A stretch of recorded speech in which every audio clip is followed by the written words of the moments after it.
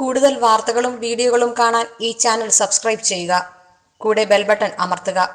Please subscribe our channel. നമസ്കാരം എല്ലാ മാന്യ പ്രേക്ഷകർക്കും എല്ലാ ജ്യോതിഷ വിശ്വാസികൾക്കും എന്നെ ഇഷ്ടപ്പെടുന്നവർക്കും ഏഷ്യ ലൈവ് ചാനലിലേക്ക് നിശ്ചയവുമായ സ്വാഗതം. എല്ലാവരും ചോദിക്കുക, ഇപ്പോൾ എല്ലാം പരിഹാരങ്ങളൊക്കെയാണ്, എല്ലാവരും ചോദിക്കുന്ന പരിഹാരങ്ങളാണ് അല്ലേ. എല്ലാവരും പൊതുവായിട്ട് ഈ പരിഹാരം ചെയ്തു കഴിഞ്ഞാൽ ഫലമുണ്ടോ എന്ന് നിങ്ങൾ ശ്രദ്ധിക്കണം. ഒരു കൂടി വന്ന ഒരു 10% 15% ഫലങ്ങളൊക്കെ വരത്തുള്ളൂ. എന്നാലും ദൃഷ്ടിദോഷം മാറാനായിട്ട് നമ്മളെപ്പോഴും പറഞ്ഞിട്ടുള്ള കണ്ണ് കിട്ടുക, ദൃഷ്ടി. ഒരാളെന്തെങ്കിലും ഒരു സാധനത്തെക്കുറിച്ചോ സ്ഥാവര ജംഗ വസ്തുക്കളെ കുറിച്ചോ കൃഷിയെക്കുറിച്ചോ മറ്റു കാര്യങ്ങളെക്കുറിച്ചോ അവരുടെ നാക്കുകൊണ്ട് പറഞ്ഞു കഴിഞ്ഞാൽ, അവരുടെ കണ്ണുകൊണ്ട് നോക്കിക്കഴിഞ്ഞാൽ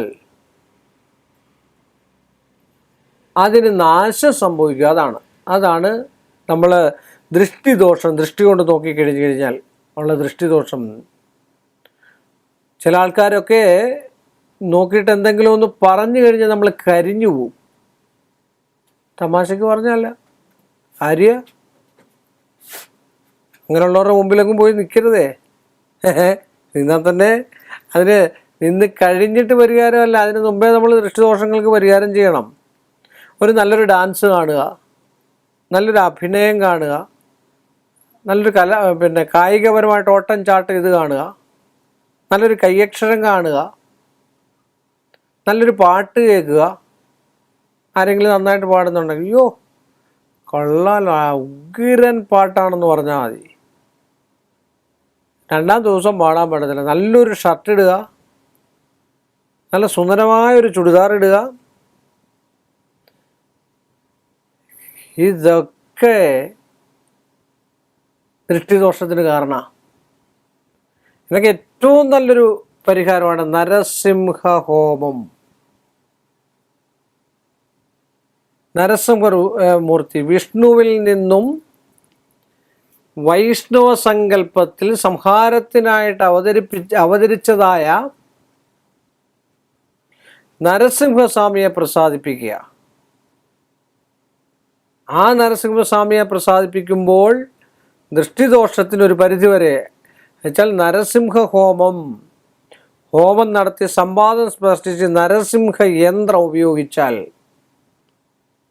ഒരു പരിധിവരെയൊക്കെ ദൃഷ്ടിദോഷത്തിനുള്ള മാറ്റങ്ങളും കാര്യങ്ങളും ഉണ്ടാകാനുള്ള സാധ്യതയുണ്ടെന്നാണ് ആചാര്യന്മാർ പറയുന്നത്. അത് തന്നെയല്ല, ചില സാധനങ്ങൾ ജപിച്ച് നമ്മൾ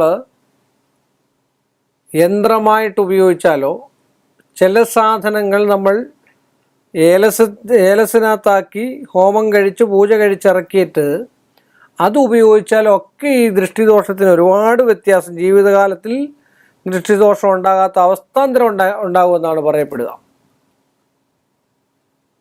സൗമ്യമായിട്ട് നിൽക്കുന്നവർക്ക് പോലും ദൃഷ്ടിദോഷം ഉണ്ടാകും. ചുമ്മാ ഒരു കല്യാണത്തിന് പോയിരിക്കുന്ന ആരോടും മിണ്ടുമൊന്നും വേണ്ട, എനിക്ക് നോക്കിയിട്ട് കൊള്ളാമല്ലോ, ഇന്നത്തെ ഡ്രസ്സ് കറുപ്പും ആണല്ലോ, വേറൊരാളോട് പറഞ്ഞാലും മതി, അന്നത്തെ ദിവസം കിടപ്പിലായി.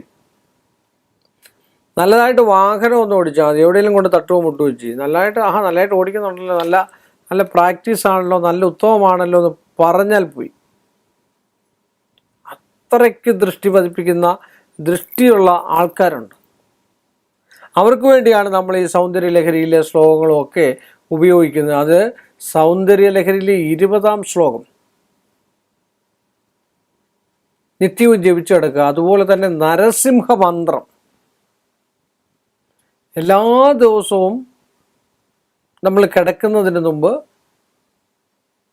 ഒരു 16 രൂപയെങ്കിലും, ഏറ്റവും കുറഞ്ഞത്, പിന്നെ 21 108 ഒക്കെ നമുക്ക് ജപിക്കാം. ഒരു 16 രൂപയെങ്കിലും ഏറ്റവും കൂടുതൽ ജപിക്കുന്നത് ഏറ്റവും ഉത്തമമായിരിക്കും നരസിംഹ മന്ത്രം ജപിച്ചു കിടക്കുന്നത്. അതുപോലെ ഓം നമോ നാരായണ ജപിച്ചു കിടക്കുന്നതും ദൃഷ്ടിദോഷത്തിന് ഒരു പരിധി വരെയുള്ള കുഴപ്പങ്ങൾക്ക് അല്ലെ മാർഗങ്ങൾ ഉണ്ടാക്കി തരുന്നതായിട്ടുള്ള ഒരു അവസ്ഥയാണ് കാണപ്പെടുന്നത്. നമുക്ക് എല്ലാത്തിനും ദൃഷ്ടിദോഷം, ഒരു വീടിന് ദൃഷ്ടിദോഷം കിട്ടും, പിന്നെ ആ പണി പിന്നെ പൂർത്തീകരിക്കത്തില്ല. ഒരു മൃഗത്തിൻ്റെ ദൃഷ്ടിദോഷം കിട്ടും, പിന്നെ അത് പൂർത്തീകരിക്കത്തില്ല.